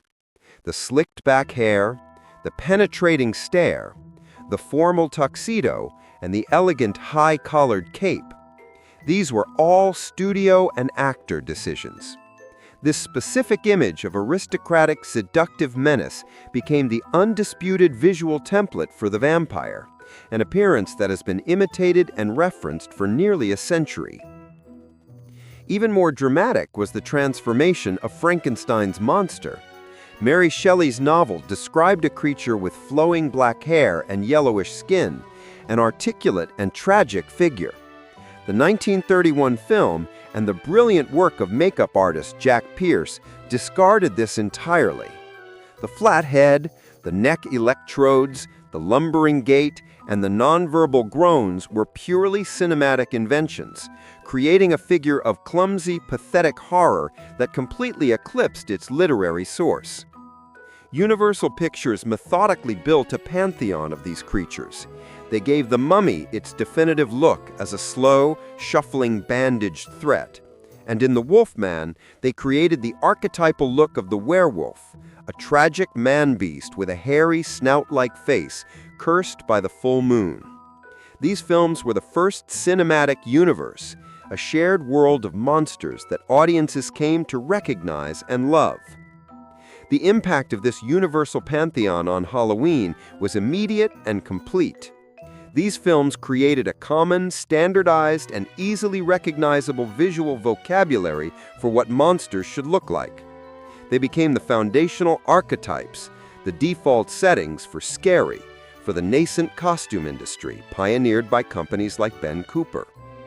These characters were a gift, ready-made, universally understood, and highly desirable designs that became the staple costumes for the first generation of American trick-or-treaters. From Gothic to Apocalypse, the rise of the zombie.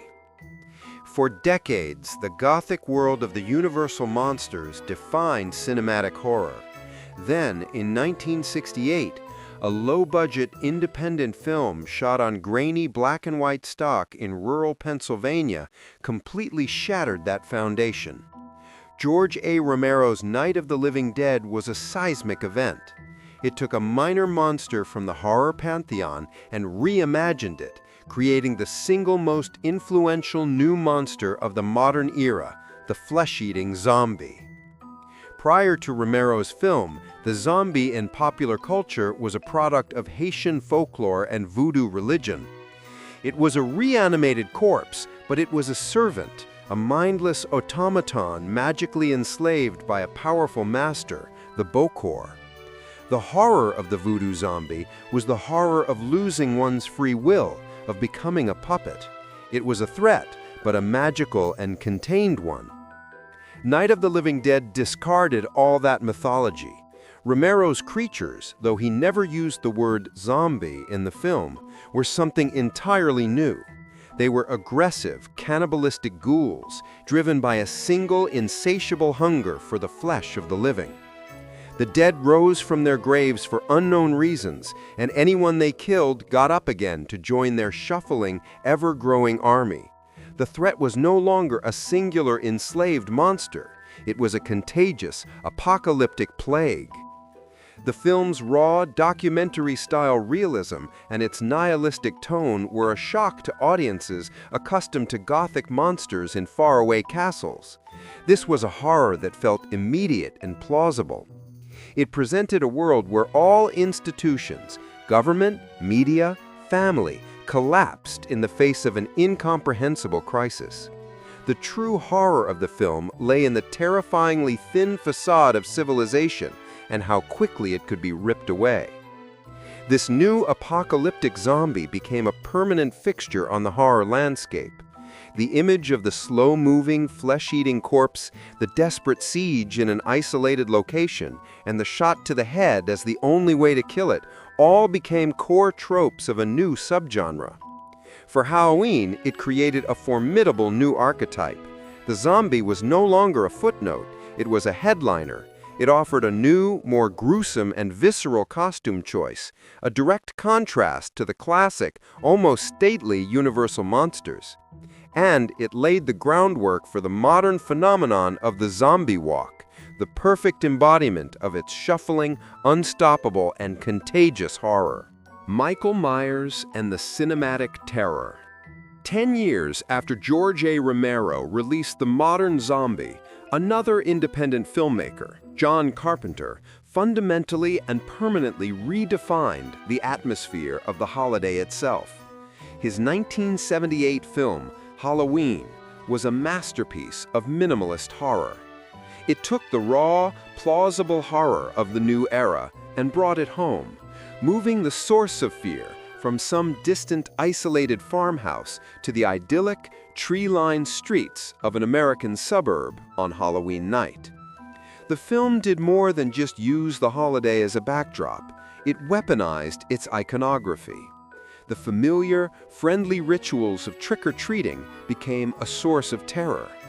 The rustle of autumn leaves, the grinning jack-o'-lanterns, and the innocent children in costumes all became elements in a landscape of terror. The genius of the film was to turn the very symbols of suburban safety and childhood innocence into harbingers of unknowable evil. That evil was personified in a new, uniquely American boogeyman, Michael Myers. He was presented as an almost supernatural force of pure, motiveless evil, referred to in the script simply as the Shape. He was a silent, relentless, and unstoppable killing machine. His featureless white mask, a modified Captain Kirk mask painted white, was a terrifyingly blank slate onto which the audience could project their deepest fears. He was the ultimate predator, and the suburbs were his new hunting ground. Halloween set the blueprint for an entire new subgenre, the slasher film. Alongside other foundational franchises like A Nightmare on Elm Street and Friday the 13th, It shifted the aesthetic of mainstream horror from the gothic and supernatural to the visceral and violent. The new monsters were not tragic figures from a distant past. They were relentless, often masked killers who stalked and murdered teenagers in the contemporary world. The film's impact on the holiday itself cannot be overstated.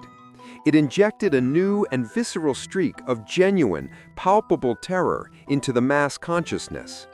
For a generation of teenagers and young adults, the film became the core text for what Halloween felt like. It created a new set of fears and a new set of rules for the night. After 1978, the old fears of mischievous pranksters felt quaint.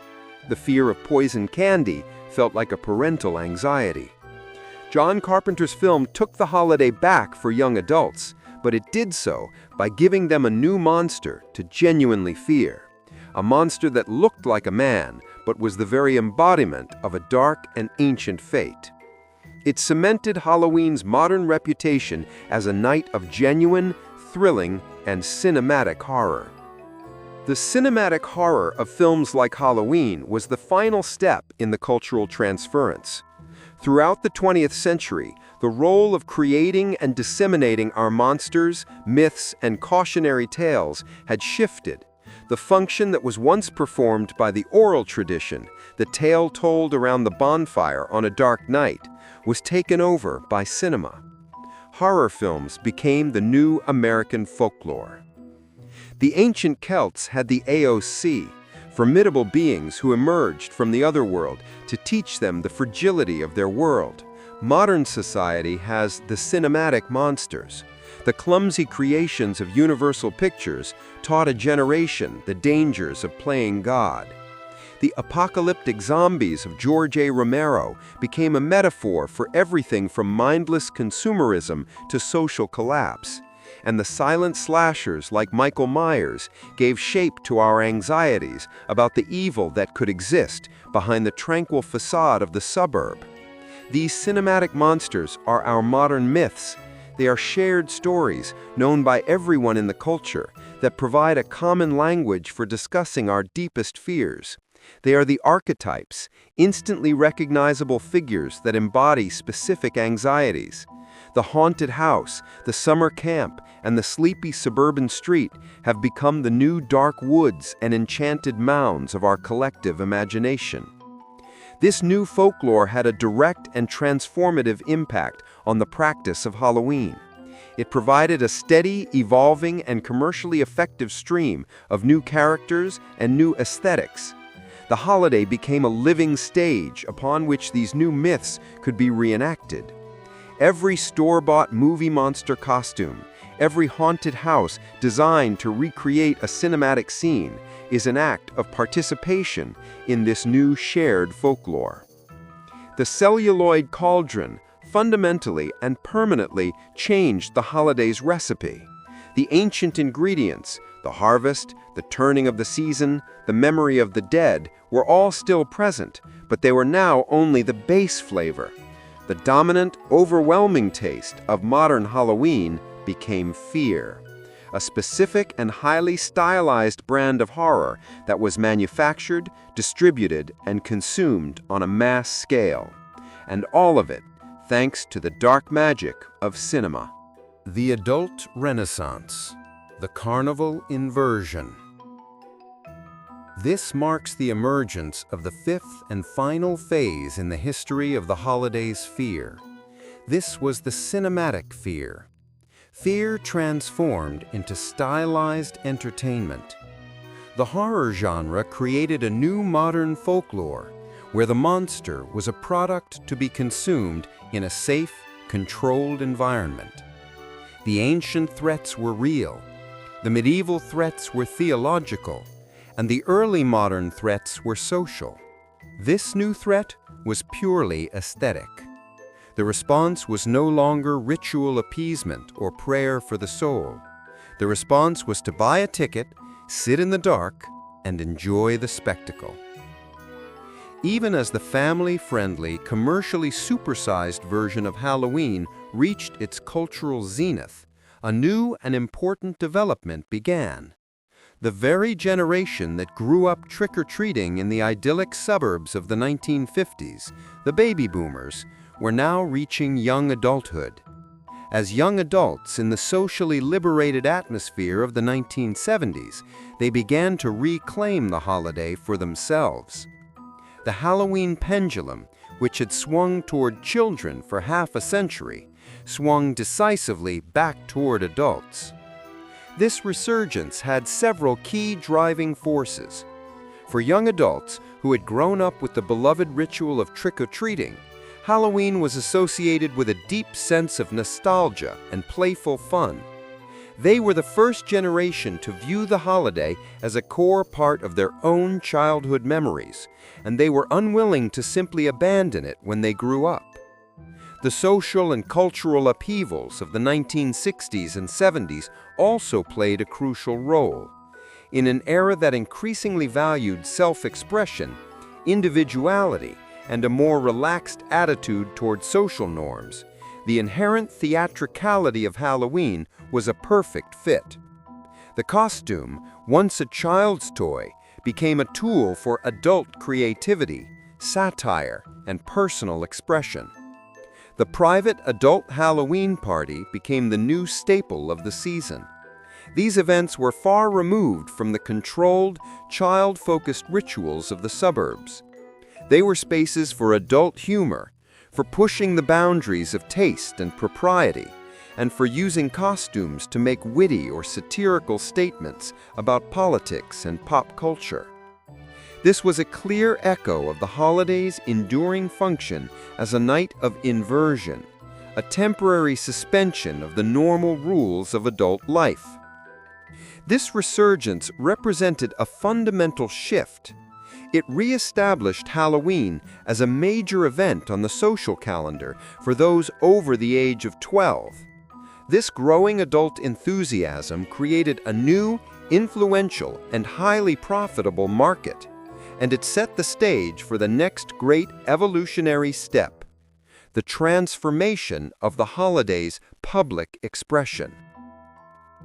This movement of adult Halloween celebration into the public square began in the 1970s and started not as a top-down civic event, but as a spontaneous, grassroots artistic expression. The most famous and influential of these new events was the Greenwich Village Halloween Parade in New York City. It began modestly in 1974. It was founded by a puppet maker and mask maker who simply walked with his friends and their incredible creations through the streets of his neighborhood. This small artistic procession struck a chord. Year after year, it grew organically, drawing thousands of participants who added their own creativity, artistry, and theatricality.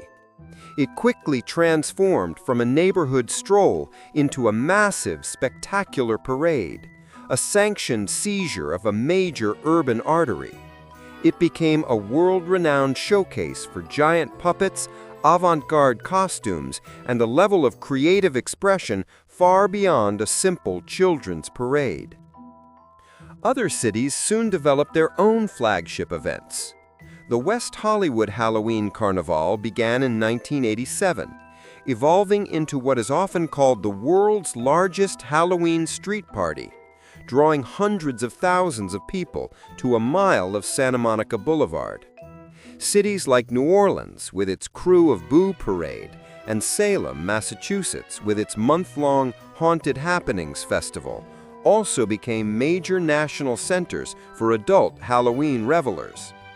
The historian Nicholas Rogers described this phenomenon with great insight.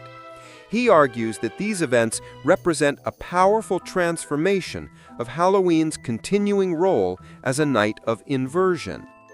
The chaotic, often destructive mischief of previous generations was now being channeled by young adults into massive, creative, and celebratory public spectacles. The spirit of inversion had not returned. It had simply evolved. These grand parades cemented the holiday's new dual identity. Trick-or-treating remained the core ritual for children in the suburbs, a tradition of domestic order. In major urban centers, however, the spirit of Mischief Night was reclaimed by adults into a massive, artistic, and spectacular festival, a new expression of the enduring impulse to turn the world upside down for one night. The appeal of these massive adult celebrations lies in their deep connection to the concept of the carnivesque. This is the idea of a festival where social hierarchies and norms are temporarily suspended. For one night, the public streets are repurposed, transformed into a stage for a grand collective performance. The costume is the central tool of this transformation. In the anonymous, chaotic, and celebratory space of the parade, the mask and costume become a license for freedom. They allow the individual to shed their everyday persona, their job, their social status, their normal inhibitions, and temporarily become someone else. It is an act of pure, liberating theatrical play. This temporary freedom is particularly significant for communities that exist on the margins of mainstream society. The large urban parades in particular have historically served as a vital and visible space for artistic, political, and personal self-expression. The anonymity of the mask and the festive chaos of the crowd created a rare and sanctioned opportunity for public gathering, community formation, and spectacular visibility. This function is the modern echo of the festival's most enduring purpose. The ancient Celts used the liminal space of Samhain to navigate supernatural anxieties. The full circle of the feast, the return of the reveler. The teenage pranksters of the early 20th century used the night to defy social authority, and the modern urbanites now use the carnivalesque space of Halloween to navigate the complexities of the social world, to play with identity, and to use the power of the costume to make bold statements. The return of the reveler has thus completed the great historical circle. The holiday that was gradually tamed for children was now reclaimed by adults. They took the raw, transgressive energy that fueled Mischief Night and gave it a new, more artistic and celebratory form. Halloween had once again become a living festival, a night when the masks go on and the true hidden face of society is briefly and vividly permitted to emerge. While the adult-focused version of Halloween was conquering the American city, the family-focused suburban version of the holiday began an even more ambitious journey. Driven by the unprecedented global reach of American mass culture, the modern commercialized Halloween began to spread across the world, becoming an international phenomenon in the late 20th and early 21st centuries. This new wave of expansion was fundamentally different from the first. Originally, the holiday was carried to America by Irish immigrants, a physical migration of people carrying their ancient folk traditions. This second global spread was a virtual migration, a transmission of ideas, aesthetics, and commercial products through the dominant channels of mass media. The primary engine of this export was American film and television. For decades, audiences around the world consumed Hollywood movies and American television shows. These productions frequently included Halloween-themed episodes or scenes, presenting a highly attractive and idealized version of the holiday. They depicted the charming rituals of suburban trick-or-treating, the spectacle of costume parties, and the symbolic visual language of jack-o'-lanterns and spooky decorations. Films like Steven Spielberg's E.T. the Extraterrestrial, with its touching and memorable trick-or-treating scene, were particularly influential. That single resonant scene introduced the holiday to a global audience as a magical, exciting, and essentially American experience. It was a form of soft power, a cultural advertisement of immense appeal that created a latent demand for the holiday in countries with no historical connection to it. This new wave of expansion created the perfect conditions for commercial expansion. As global markets opened, American companies began exporting not only their films, but also their products. The costumes, decorations, and candy that defined the American holiday began appearing on store shelves in Europe and Asia. The virtual migration of the idea was followed by the physical migration of the goods, setting the stage for the holiday to take root and transform in entirely new cultural environments. The most spectacular example of Halloween taking root in new cultural soil can be found in Japan. The holiday has experienced an explosive growth in popularity since the early 2000s, becoming a major seasonal event, especially in large urban centers like Tokyo and Osaka. However, the Japanese version of the holiday is a perfect illustration of selective cultural borrowing. It is a celebration almost entirely detached from any of its historical or spiritual roots. The initial introduction of Halloween to Japan was driven by commercial forces. Tokyo Disneyland began holding Halloween-themed events in the late 1990s, presenting the charming, family-friendly aesthetic of the holiday. This was soon followed by other enterprises, such as Universal Studios Japan, which capitalized on the spooky and cinematic aspects of the holiday. The true explosion in popularity, however, was a grassroots phenomenon driven by young adults and the rise of social media. The Japanese celebration of Halloween is focused almost exclusively on one central element, the costume. It is a night of cosplay on a mass scale. The holiday provides a perfect, socially sanctioned occasion to participate in the popular hobby of dressing up as characters from anime, manga, and video games. The massive informal street parties in areas like Shibuya in Tokyo and Dotonbori in Osaka have become legendary. Hundreds of thousands of people gather not for a parade, but simply to see and be seen, to showcase their incredible costumes and to take pictures for social media. The holiday is reinterpreted as a massive, interactive, and highly photogenic fashion show. It is notable that the core traditions of American Halloween are almost entirely absent. Trick-or-treating is not a primary component of the Japanese celebration. Jack-o'-lanterns and spooky decorations exist, but mostly as commercial background in stores and cafes. The holiday has been stripped of its historical context and its ritual actions, and has been enthusiastically embraced for its purely aesthetic and social potential. Japan's adoption of Halloween is a compelling example of globalization.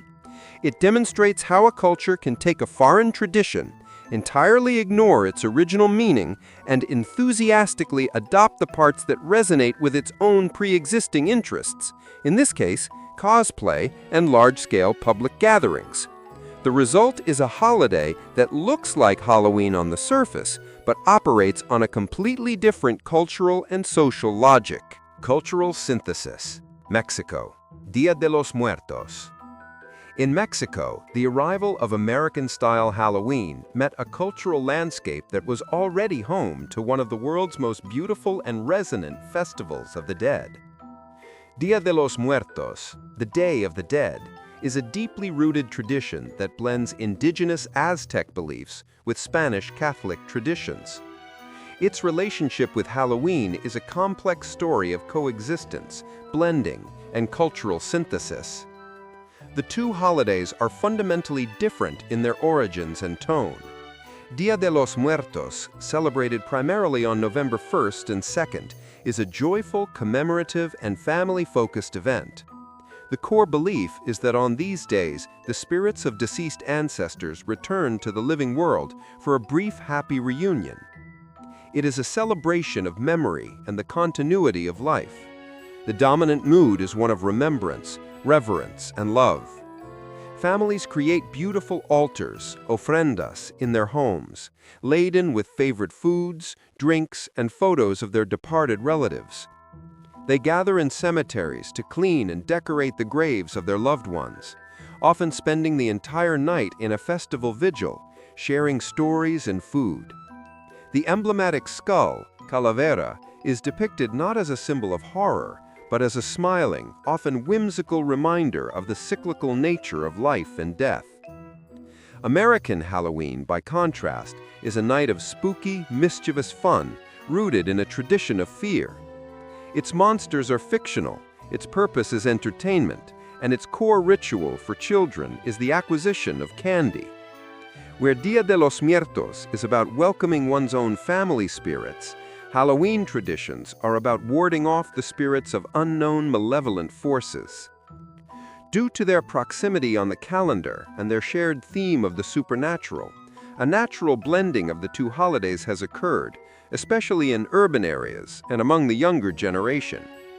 The commercial power of American Halloween, with its costumes and candy, is immensely appealing to children. It is now common to see children in Mexico dressed in Halloween costumes, from superheroes to movie monsters, and go in door to door to pedir calavera, ask for a skull, a form of trick-or-treating. This has led to a visible synthesis. Store shelves in October are stocked with both plastic jack-o'-lanterns and traditional sugar skulls. Children in Dracula costumes trick-or-treat alongside others whose faces are painted in the beautiful, intricate style of La Catrina.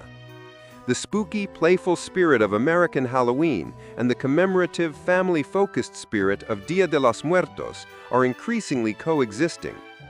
This relationship, a complex dance of coexistence and merging, presents a stark contrast to the Japanese model of pure adoption. In Mexico, American Halloween has not replaced the native tradition. Instead, it has been adapted and integrated, adding a new, playful, and commercial layer to the season. While the core, profound traditions of commemorating the dead remain vibrant and central to the culture. The return home, the light and shadow of the legacy. The journey of American Halloween comes full circle in its return to Europe. The adoption of the holiday on the continent of its birth is a complicated and often ambiguous affair, highlighting the significant and sometimes controversial influence of American culture.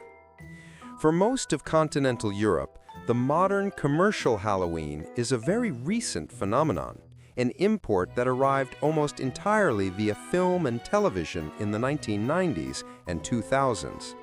In countries like France, Germany, and Spain, the holiday is celebrated almost exclusively by the younger generation. It is largely an occasion for costume parties in clubs and private homes, with the aesthetic heavily dominated by the iconography of American horror films. For many older Europeans, the holiday is viewed with a degree of skepticism or even disdain, seen as a garish example of cultural imperialism, a crude commercial American intrusion that distracts from the more traditional, solemn rites for the dead, such as All Saints' Day. The situation in the United Kingdom and Ireland is even more complex. Here, the American import has had to coexist with the surviving native folk traditions that never entirely died out. In Ireland, the birthplace of Sow-in, the modern celebration can involve a fascinating blend of old and new.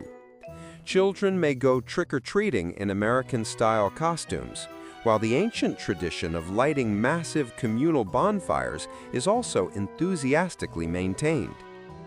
This creates a unique layering of traditions. The ancient, homegrown customs, with their deep roots in folklore and the earth, are practiced alongside the slick, commercialized, and pop culture-driven version of the holiday that was exported from America. It is a perfect, living example of the holiday's complex path. The original Celtic stream of tradition, having passed through a new continent and been transformed, now sees its altered reflection returning to merge with it again. The philosophy of fear, the three streams of horror. The global journey of Halloween thus reveals the immense power of modern media and commerce to transmit and alter cultural practices. It shows how a tradition can be embraced for its aesthetic while its history is ignored, how it can blend and synthesize with other deeply rooted beliefs, and how it can be re-imported into its homeland in a new and almost unrecognizable form. The once minor folk holiday of the ancient Celts has indeed become a global ghost story, told in different accents and for different reasons across the world. This global ghost story, a tradition transformed by every culture it has touched, is the final vivid chapter in an epic and complicated history. The popular narrative often presents this history as a simple, unbroken line, a straight path leading directly from the bonfires of Sow-in to the modern suburban porch. But as its worldwide journey proves, the true story is far richer. This river began as a dark Celtic stream of supernatural terror, joined by Roman and Christian currents that forever altered its course. In the modern era, it was supercharged by the electric currents of mass commerce and media-driven folklore. This pattern of blended and sometimes conflicting influences is the story of what the holiday is, but there is another story, another current flowing alongside it, the story of how the holiday feels. To truly unmask Halloween, we must also trace the evolution of its central emotion. The holiday has always acted as a mirror, reflecting the dominant anxieties of the age that celebrates it. It is a story of the evolution of fear. From the ancient terror of the non-human AOC, to the medieval fear of divine judgment, to the early American fear of social chaos, to the modern fear of the anonymous human monster, and finally, to the cinematic fear that was transformed into stylized entertainment. Each era peeled away one fear, only to substitute it with a new one that better reflected its own anxieties. These two great currents, the braided river of history and the evolving stream of fear, are the twin keys to understanding the holiday. They are the warp and weft of its tapestry, and their threads are most clearly seen in the thematic echoes that persist in the holiday's most enduring modern rituals, the echoes of ancient rites. In this complex history, the most ancient and formative current is that of fear. This original formative emotion provides the purest echo of all, the straightest line from the ancient world to the modern one. The entire edifice of the holiday, in all its forms, is built upon our complicated and ever-evolving relationship with the thing that scares us. The ancient fear was a terror of the truly non-human. The Aoshi were formidable, amoral beings from another dimension, a genuine supernatural threat that demanded a response of ritual and negotiation. This deep-seated fear of an alien intelligence from a parallel world is the ultimate source of Halloween's power. In the modern world, this fear has been transformed into cinematic fear, a fear repackaged as stylized entertainment.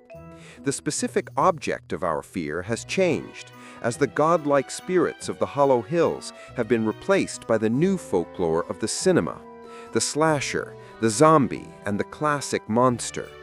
The context of our fear has also been transformed. The ancient Celtic danger was real and immediate. The modern thrill of Halloween is a safe and commercialized echo of that genuine terror.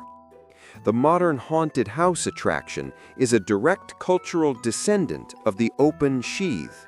It is a designated space where we voluntarily enter a world where monsters are real, paying for a controlled thrill of encountering them. The jump scare from an actor in costume is the modern, commercialized version of the heart-stopping sight of a fairy hosting in the mist. The core psychological function remains identical: the profound human need to seek a safe, controlled encounter with the terrifying and unknown. The ancient Celtic fear of what might cross the veil is the formative current that still drives our insatiable modern appetite for the cathartic thrill of the monster. The second great echo is the human response to that fear, the ritual of the offering. The ancient practice of guising, wearing a costume to hide from or impersonate the supernatural, is the clear and unambiguous ancestor of the modern Halloween costume. It is a tradition of tactical deception, a way to become the monster to survive a night ruled by monsters. This guised figure, representing the otherworldly threat, was then met with the second great response: appeasement. The ancient Celts left offerings on their doorsteps as a pragmatic bribe, a protection payment, to persuade the powerful Aoshi to pass their homes by peacefully. It was a transaction rooted in genuine and pervasive ancient fear. This foundational structure of ritual exchange survived millennia, adapting to the dominant anxiety of each new era. In the medieval period, it was transformed by the medieval fear of the afterlife, becoming the pious act of souling. The fearful pagan bribe was reinterpreted as a Christian act of charity, where food was given in exchange for prayers to assist the souls of the dead.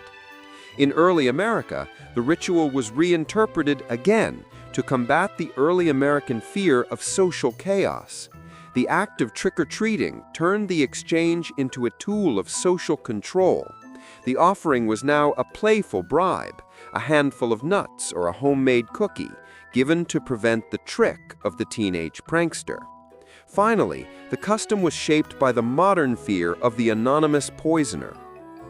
The homemade cookie was replaced by the factory-sealed candy bar, and the playful threat became a charming formality.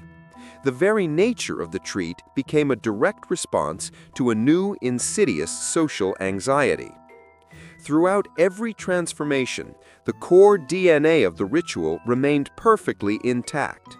The household gives a symbolic food offering to costumed figures who represent the chaotic forces of the night.